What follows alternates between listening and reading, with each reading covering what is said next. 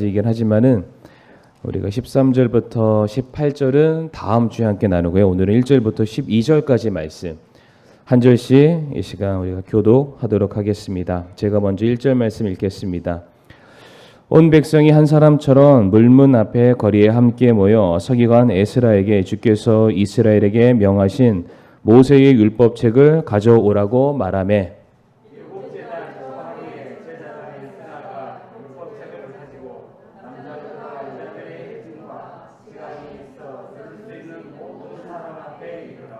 물문 앞에 거리 앞에서 아침부터 정오까지 남자들과 여자들과 깨달을 수 있는 사람들 앞에서 그 안의 것을 낭독하며 온 백성이 율법책에 귀를 기울였더라.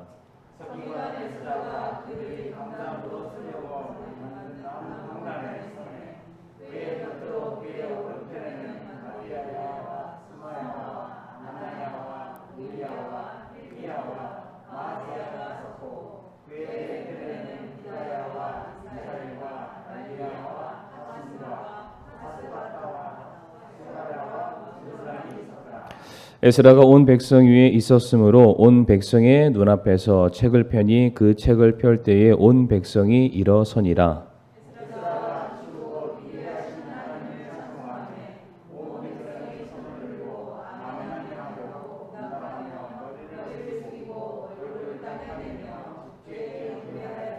또한 예수아와 바니와 세레비아와 야민과 악굽과 사부대와 호디야와 마아세야와 그리다와 아세라와 요사밧과 하난과 블라야와 레위 사람들이 백성으로 하여금 율법을 깨닫게 하였는데 백성은 자기 자리에 서 있었더라.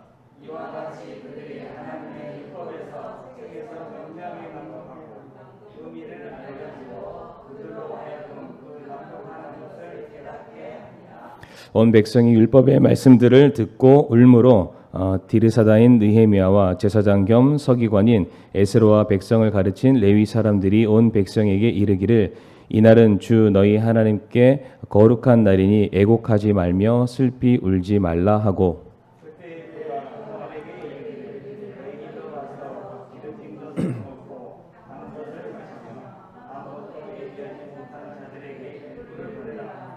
이날은 우리가 함께 거룩한 날이니라. 너희는 또한 슬퍼하지 말라. 그 기쁨이 너희의 힘이라.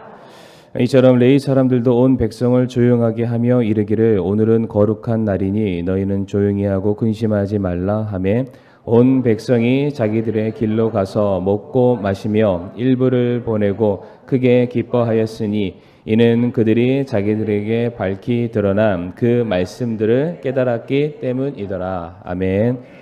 말씀에 함께 기도하겠습니다. 고맙고 사랑 많으신 아버지 하나님, 이 시간 이스라엘 백성들이 성전 문 앞, 성벽 문 앞에 서서 하나님의 말씀을 간절함으로 들었던 것처럼 우리 또 사랑하는 성도님들 또 말씀을 듣기 위해서 이 자리에 나왔습니다. 이스라엘 백성들 하나님 말씀이 울려 퍼질 때마다 아버지 일어서서 경청함으로 아멘으로 화답했던 것처럼 우리 사랑하는 성도님들도 오늘 우리에게 주시는 말씀 앞에 아멘으로 화답하는 복된 시간 되게 인도하여 주시옵소서. 예배의 시종일관을 온전히 주님의 손에 맡겨드리오며 사랑 많으신 예수님의 이름으로 기도를 드립니다. 아멘. 자리에 앉으시겠습니다.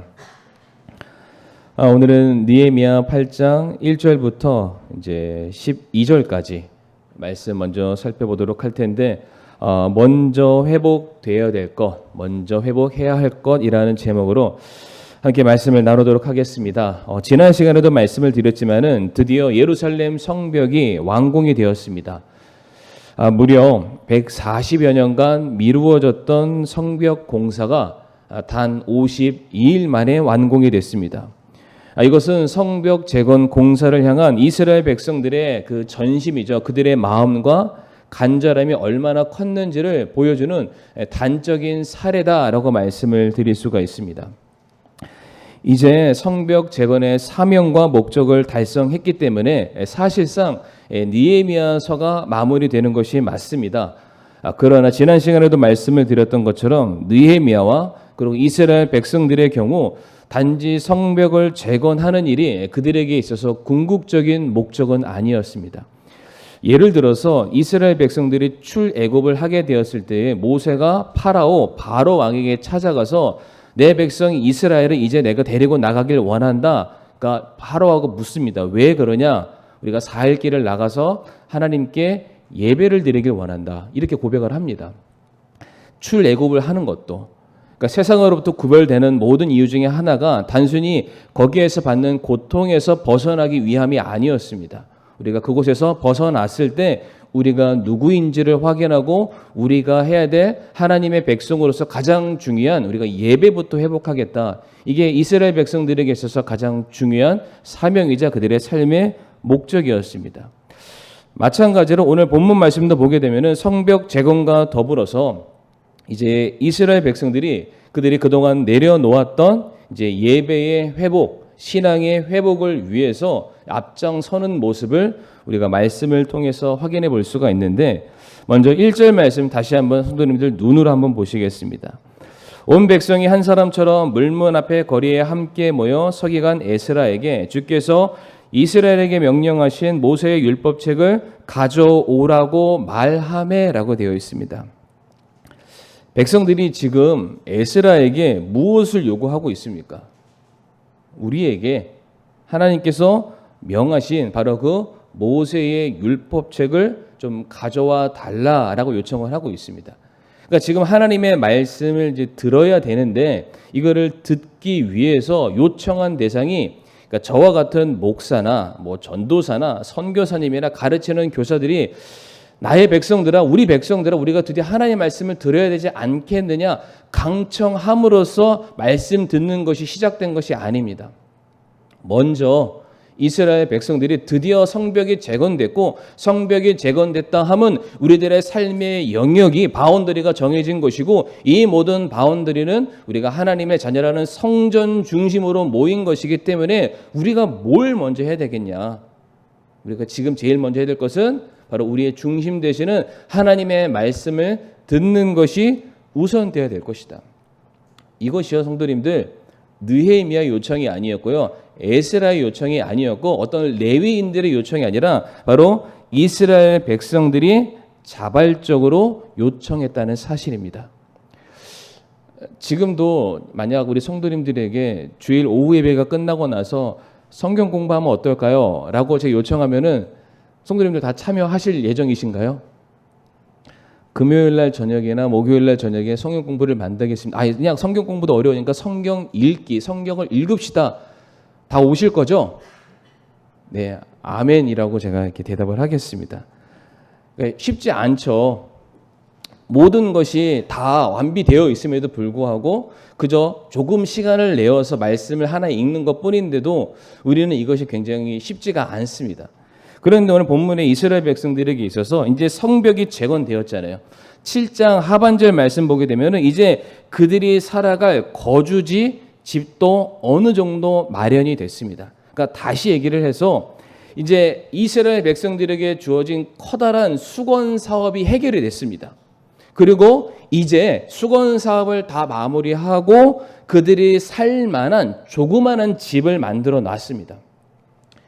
이제 자기들이 하고 싶은 거 해도 누구 하나 뭐라고 말할 수 있는 사람이 없습니다. 그러니까 자기 집을 지어놓고 성벽을 쌓은 것이 아니라 자기 집 짓는 것도 다 미뤄두고, 농사를 하는 것도 미뤄두고, 그동안 내가 해야 될 모든 일들을 다 미뤄두고 다른 사람에게 대출까지 받아가면서 했던 일이 성벽 쌓는 일이었잖아요. 그러니까 성벽을 다 쌓고 그 다음에 집을 지었으니까 누가 뭐라고 하겠습니까? 그러니까 이제부터 내가 그동안 밀어놨던 빨래도 해야 되고 다른 일들도 해야 되고 사람도 만나야 되고 내 자식의 교육도 해야 되고 정말로 해야 될 게 많겠죠. 그럼에도 불구하고 이스라엘 백성들이 가장 먼저 요청했던 것은 우리에게 말씀 좀 들려주세요라고 요청했다는 사실이 오늘을 사는 저희들에게 굉장히 큰 도전으로 다가와야 한다는 것입니다. 그러니까 저희는 다 있잖아요. 모든 것이 하나님의 은혜잖아요.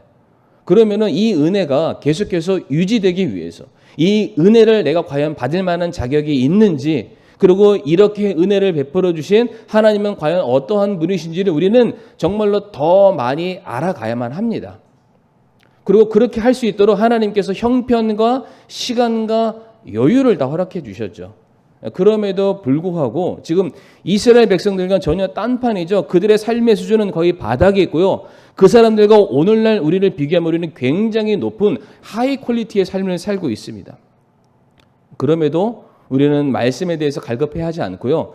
이스라엘 백성들은 아무것도 없지만 말씀에 대해서 목숨 걸고 달려드는 모습을 우리가 볼 수 있는데 정말 이 모습이 저와 성도님들에게 도전이 되기를 간절히 바랍니다. 그래서 이제 제가 한 5가지 키워드로 이스라엘 백성들이 얼마나 예배를 회복하기를 간절히 소망했을까, 그들이 얼마만큼 말씀 듣기를 사모했을까라는 것을 5가지 키워드로 이 시간 간단하게 말씀을 드리겠습니다. 첫 번째 키워드입니다. 첫 번째 키워드는 바로 시기입니다. 시기. 그러니까 날, 때, 타임을 얘기하는데요. 2절 말씀을 보게 되면은 느헤미야 8장 2절에 일곱째 달 초하루에라고 되어 있습니다. 그러니까 이스라엘 백성들이 우리에게 말씀을 들려주세요라고 요청했던 그 시기에 성벽이 완공이 됐던 그 시기가 성경 말씀 보니까 일곱째 달 초하루였다. 그러니까 성경의 달력을 그대로 표현하면은 이제 7월 1일이 된 겁니다.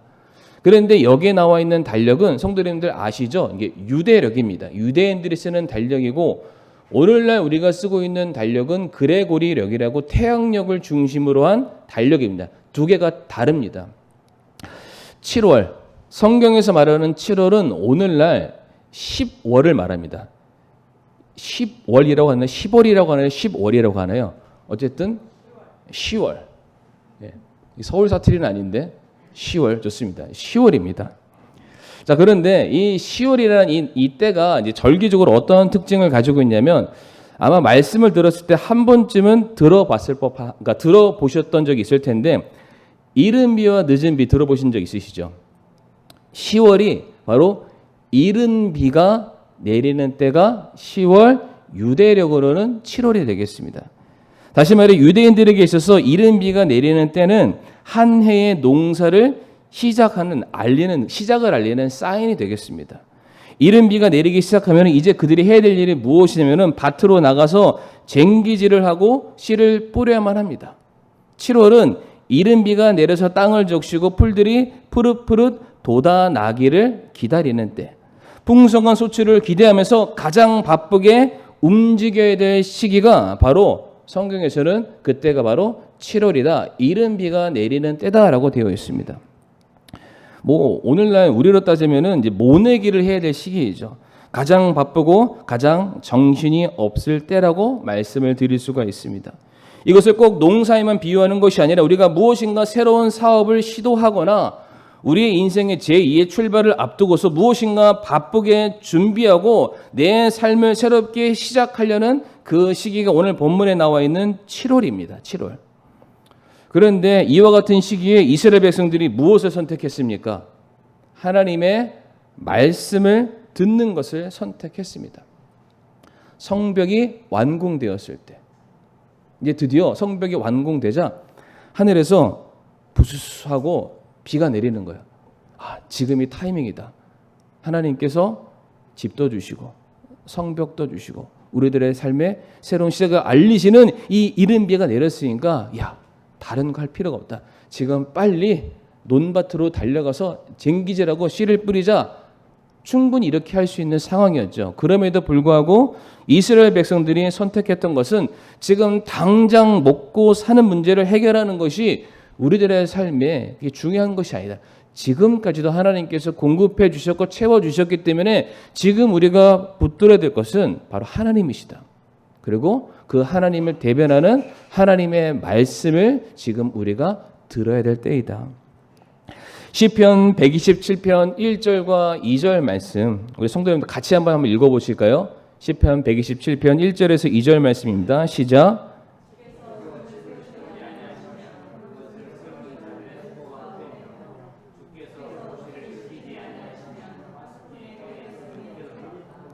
너희가 일찍 일어나고 늦도록 앉아 있으며 고통의 빡을 먹음이 헛되도다. 아멘.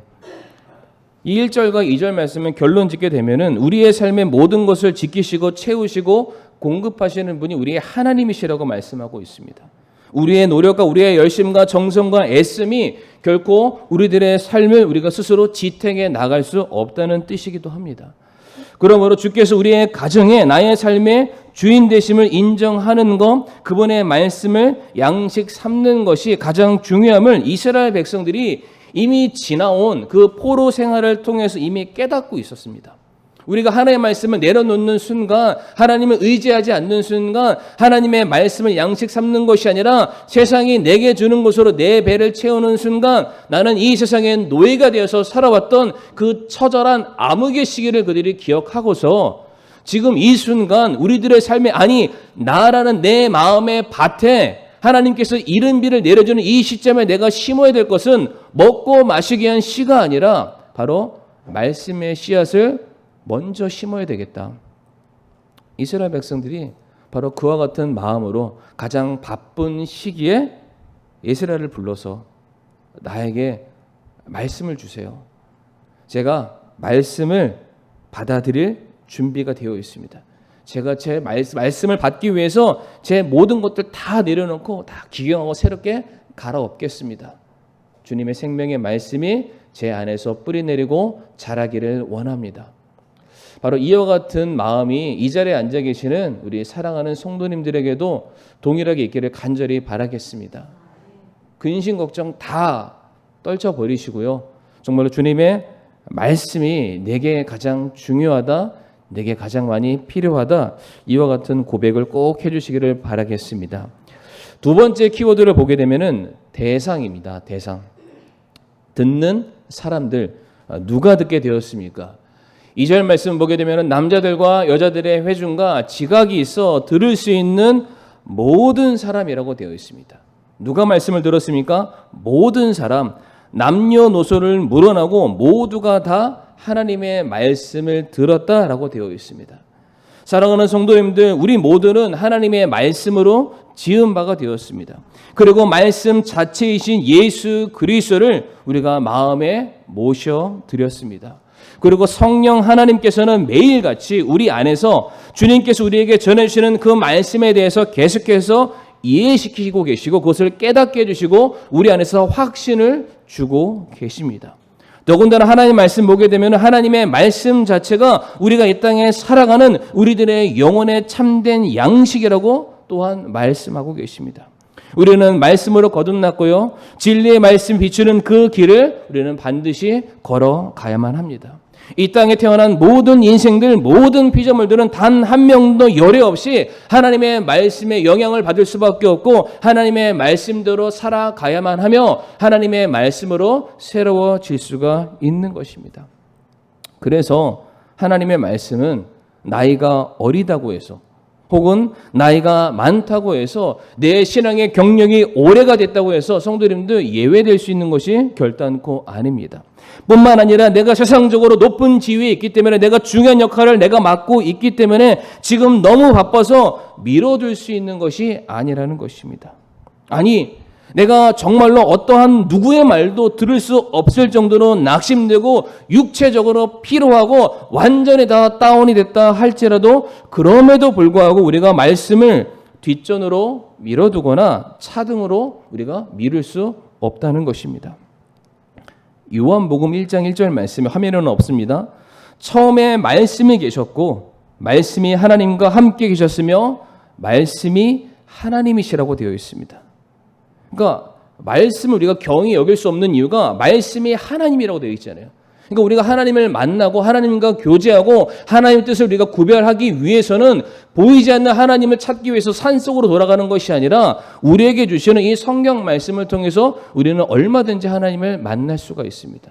그리고 세상 모든 만물들이 말씀으로 지어졌기 때문에 우리는 말씀이라는 원리 밖으로 나아갈 수가 없습니다. 우리는 말씀을 통해서 살아가는 인생의 지혜를 찾게 되는 것이고요. 하나님께서 우리에게 부여주신 사명과 목적이 무엇인지를 다른 곳이 아닙니다. 말씀을 통해서만이 우리가 확인을 할 수가 있습니다.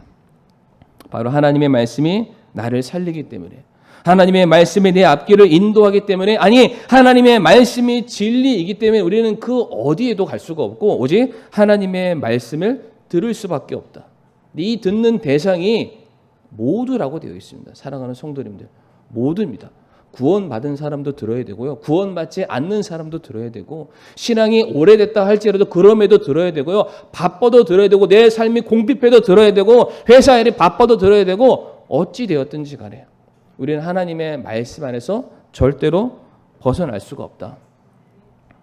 주는 나의 목자시니 내게 부족함이 없다. 그런데 이 부족함이 없으려면요, 양들은 목자의 음성을 따라가야만 합니다. 안 듣고서 어떻게 제가 제 갈 길을 갈 수가 있겠습니까? 그러니까 양이 목자 안에서 부족함이 없으려면 그분의 음성을 따라가야 되기 때문에 우리는 반드시 말씀을 들어야 된다. 여기에는 1절 그 대상에 예외가 없다는 것입니다. 세 번째입니다. 세 번째 키워드를 보게 되면은 시간입니다. 시간. 첫 번째는 시기, 어떤 때를, 계절을 얘기하는 거고, 절기를 얘기하는 거고, 세 번째 키워드는 시간입니다. 시간. 3절 말씀 보게 되면은 아침부터 정오까지라고 되어 있습니다. 여기서 아침이란 요즘처럼 해 뜬 아침을 얘기하는 것이 아니라 이제 새벽 어두움을 물러서게 하는 한 줄기 빛이 솟아오르는 그 새벽 미명의 때부터 이제 그 해가 중천에 떠올라서 모든 만물이 빛 아래에 있게 되는 바로 그때를 말씀할 수 있습니다. 다시 말해 하나님의 말씀이 우리들의 영적인 어둠을 물리쳐내기 시작하고 빛 가운데 우리를 충만하게 하는 바로 그 시간, 이스라엘 백성들이 무려 6시간 되는 시간을 하나님의 말씀을 경청하게 되었던 것입니다. 오늘 본문 말씀 보게 되면 이스라엘 백성들이 얼마만큼 말씀에 집중을 하고 있었던지 백성들을 뭐로 표현하고 있냐면은 백성들이 귀를 기울였다. 그러니까 지금 성벽 위에서, 물론 성벽이 높으니까 거기에서 학사 에스라와 수많은 사람들이 말씀을 대신해서 대변하고 있을 때 모든 이스라엘 백성들의 포즈가 이겁니다. 이렇게 듣는 겁니다. 이렇게. 지금 내게 무엇을 말씀하시나? 내게 어떤 말씀을 지금 선포하고 계시는가? 생각해 보시길 바랍니다. 그때 당시에 이런 마이크가 있었을까요? 마이크 시스템이 전혀 없습니다. 그때 유튜브가 있었을까요? 유튜브가 있으면은 다시 보게 하면 되거든요. 다시 보기도 못합니다. 그 오랜 시간 하나님의 말씀이 울려 퍼졌을 때에 한 번 지나가면은 성도님들 다시는 못 듣는 말씀이 될 수밖에 없습니다. 지금 내게 주어진 이 말씀을 내가 지금 제대로 듣지 못한다면은 내 안에 쌓아 올려야 될 이 믿음의 성벽의 기초가 얼마든지 흔들릴 수 있으니까, 그동안 쌓아 올렸던 그 공든탑이 무너질 수 있으니까 정말로 모든 이스라엘 백성들이 한 명도 예외 없이 집중해서 듣고 있었던 것입니다. 다시는 예전의 과오, 실수, 범죄를 내가 결단코 반복하지 않겠습니다. 내가 하나님의 말씀을 내가 다 순종한 줄 알았었는데 하나님 제가 알고 봤더니 99%, 98% 순종해서 하나가 모자라서 모든 것이 무너지는 것을 제가 경험했기 때문에 제가 한마디도 놓치지 않고 제가 다 듣겠습니다. 6시간 동안 어둠이 물러가고 내 안에 그 찬란한 말씀의 밑으로 가득 찰 때까지. 제가 좀 생각을 해봤습니다. 이 6시간을 들으려면 어떻게 될까? 좀 과장해서 이 말씀을 듣는 순간만큼은 아무도 화장실에 안 갔을 것 같아요. 이런 생각 한 번도 안 해보셨나요? 저희는 이게 말씀 듣다가도 화장실만 갔다 오시잖아요. 그러니까 아무도 화장실 안 가죠. 왜? 갔다 오면은 몇 장이 지나가잖아요. 못 듣잖아요. 얼마나 아쉽겠어요. 막 듣는 거죠. 최근에 제가 어떤 기사를 봤는데 요즘 대학교에 축제를 막 한다고 합니다. 이제 코로나 풀리고. 근데 유명한 가수를 보기 위해서 대학생들이 축제 공연장에 한 6시간인가 7시간을 기다렸대요. 그 사람 오는 걸 보려고요. 성도, 이 정도는 저희가 돼야 되지 않겠습니까? 가수가 나와서 여러분 왔습니다 했더니 와 하는 것처럼 하나님의 말씀 딱 듣기 위해서 간절한 마음으로 정말로 그런 마음으로 저희가 정말 들었으면 합니다. 정말로 지금 내게 주시는 이 말씀이 영원 전부터 계획하신, 나를 위해 계획하신 놀라운 생명의 말씀이다. 이 말씀이 오늘 나를 살게 하고 나를 가르치고 나를 바른 길로 인도해 주실 생명의 말씀이기 때문에 나 이거 진짜 안 들어서는 안 된다. 정말 이게 진짜 내게 있어서 목숨과도 같은 것이다. 정말 그런 마음을 우리가 들어야 되지 않겠습니까? 예배 시간 30분만 지나가면은 성도님들이 눈꺼풀이 막 무거워지기 시작하시고요. 40분, 50분이 지나가면은 뒤에 시계를 쳐다보고 계시고요. 1시간이 지나면은 한 이틀 있다 전화 옵니다.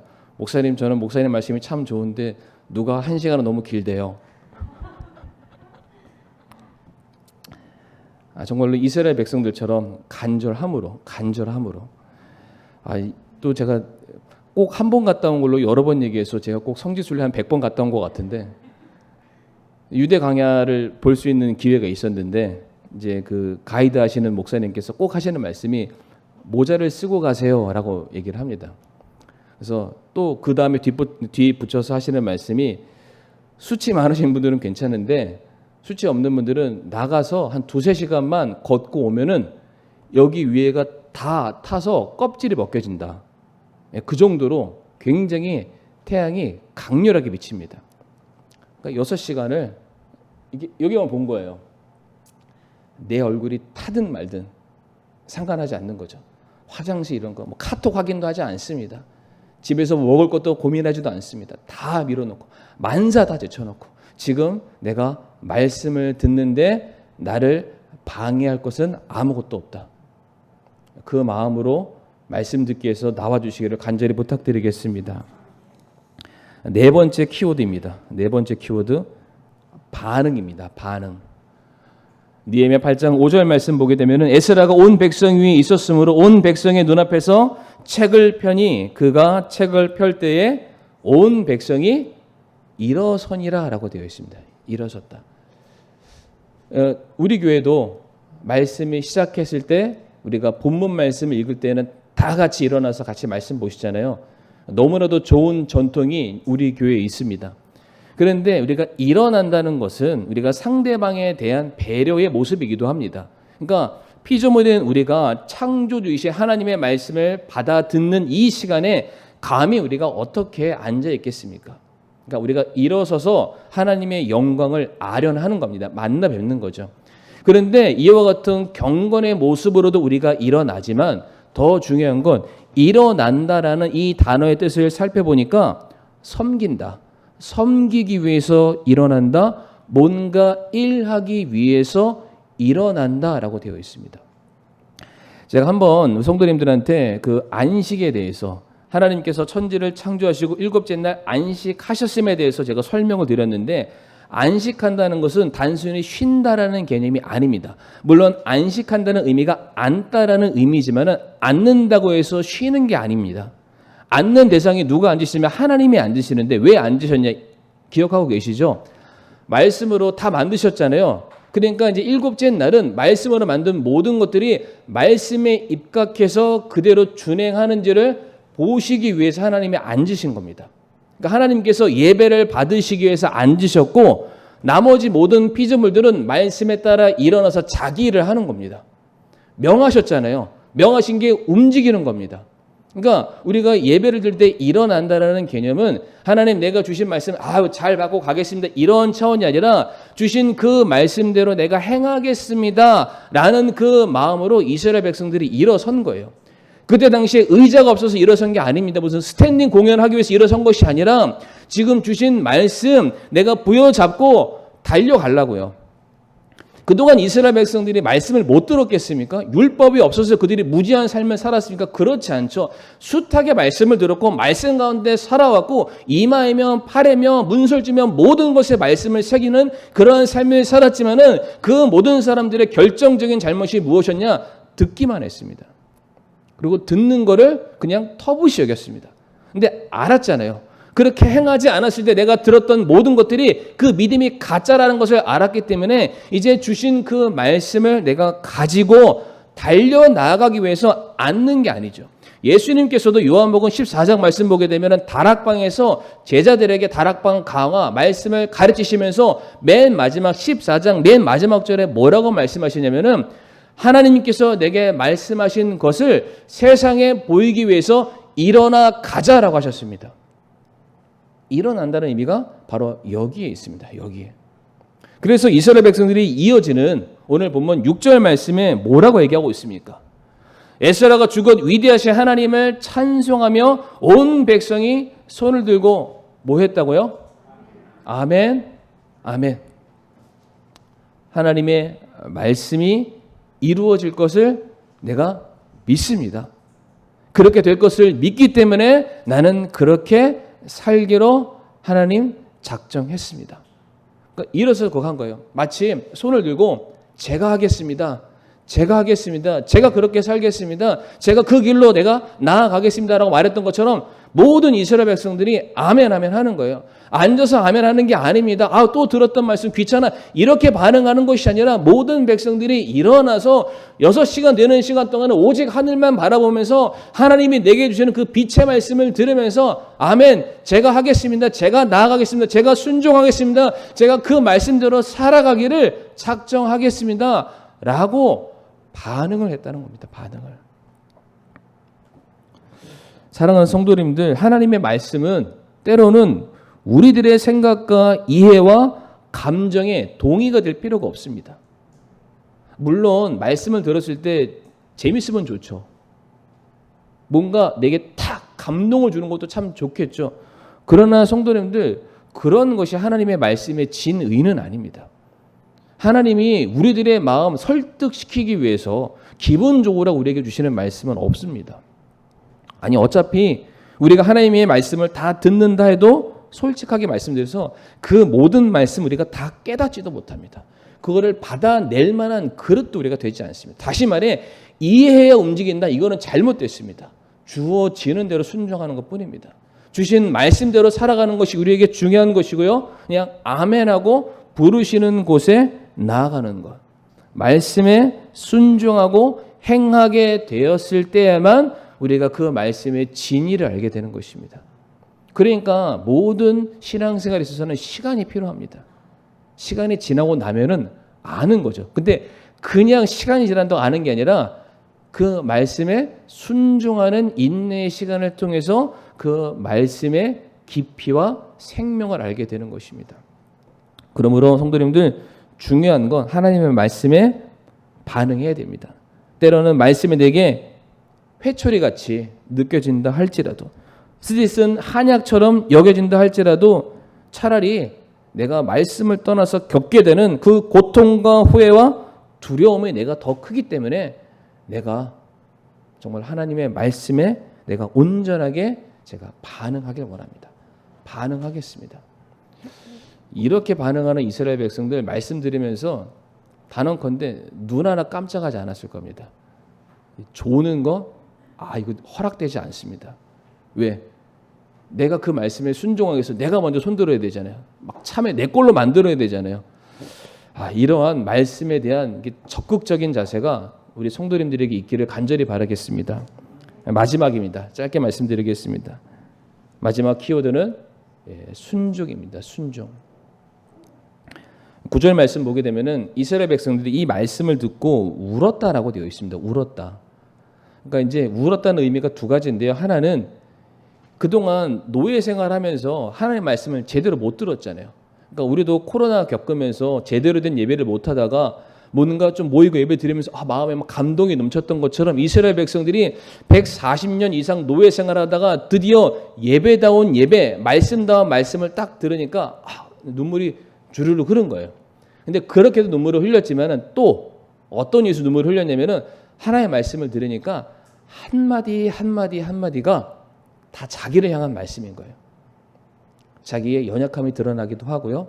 그런 나를 여전히 사랑하시는 하나님, 그런 나를 또 올바른 길로 이끌어 가시기 위한 하나님의 그 놀라우신 사랑의 손길을 경험하게 되었을 때 막 눈물을 흘리는 거죠. 내가 왜 이제 왔을까? 내가 왜 이제 이걸 듣고 있었을까? 막 후회를 하는 거죠. 그런데 느헤미야랑 에스라가 말하는 게 울지 말라고 얘기합니다. 울지 마라. 그러니까 그렇게 듣고 감동받은 걸로 끝나면 안 된다. 지금 그 얘기하는 겁니다. 그러니까 저희들도 주일날 막 예배 딱 듣고 나면은 뭐 제가 우시는 분들은 한 번도 본 적이 없지만 오늘도 내 말씀이 참 너무나도 도전이 되어서 감동이 되어서 딱 그런 마음 다 갖고 계시잖아요. 근데 그 마음이 예배당을 벗어나는 순간 한 절반으로 확 줄어버리잖아요. 다음 주 되면은 지난주 설교 제목이 뭐였습니까? 물어보면은 이제 주보를 찾아보셔야만 아는, 저희가 그러한 상태, 절대 이렇게 사시면 안 됩니다. 그러니까 느헤미야랑 에스라가 말하는 거예요. 우는 걸로 그쳐서는 안 된다. 들은 말씀을 이제는 행해야 된다. 그러니까 단순히 내 개인적인 반응이 아니라 이 말씀대로 살아가는 것이 정말로 필요하다. 그래서 10절과 12절 말씀 보게 되면 공통적으로 나와 있는 게 있는데, 아무것도 예비하지 못한 자들에게 일부를 보내라. 또 12절 말씀도 일부를 보내라 라고 되어 있죠. 이 말이 뭐냐면, 너 주님께서 너에게 허락하신 모든 것을 먹고 마시며 누려라. 그런데 그거를 아직도 못하는 사람들이 있다는 겁니다. 아직도 힘겹게 살아가는 사람들이 있다는 거죠. 아직도 하나님의 은혜를 누리지 못하고 살아가는 그런 사람들이 있으니까 네가 받은 은혜를 나누어 주라는 겁니다. 들은 말씀에 순종하라는 겁니다. 마치 이스라엘 백성들이 그 예루살렘 교회, 초대교회 교회가 막 성장했을 때 그들이 받은 은혜를 과감 없이 아끼지 아니하고 모든 성도들에게 공히 나누어줬던 그 모습처럼, 물질이 머리 위에 있는 것이 아니라 하나님이 머리 위에 계시고 물질을 내 발밑에 삼고 그것을 도구 삼아서 필요한 모든 사람들에게 나눠줬던 그 모습 그대로 이제 받은 것을 나누어 주면서 살아라. 순종하는 삶을 살아라. 그렇게 네가 주님 만나서 마음에 감동이 됐고 아멘하고 손을 들었다면은 네가 지금 만난 그 주님을 다른 사람들에게 전해줘라라고 말하고 있습니다. 성도님들, 하다못해 우리가 맛있는 집 한번 갔다 오면은 이거는 내가 꼭 누군가한테 소개해줘야 되겠다. 꼭 내가 담임 목사님이랑 원로 목사님이랑 꼭 한번 초대해서 한번 가야지. 뭐 이런 부담 드리려고 말씀드리는 건 절대로 아닙니다.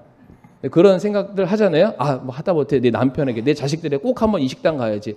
아니, 전혀 나랑 상관없는 식당만 하나 봐도 그렇게 좋아서 소개를 하는 게 우리인데, 왜 하나님 말씀 들으시고 그토록 사랑하는 주님 만나셨는데 왜 우리가 하나님을 다른 사람들에게 소개 못할 이유가 어디에 있겠습니까? 들은 것, 감동받은 것, 그치는 것이 아니라 행해야 된다라고 말하고 있습니다.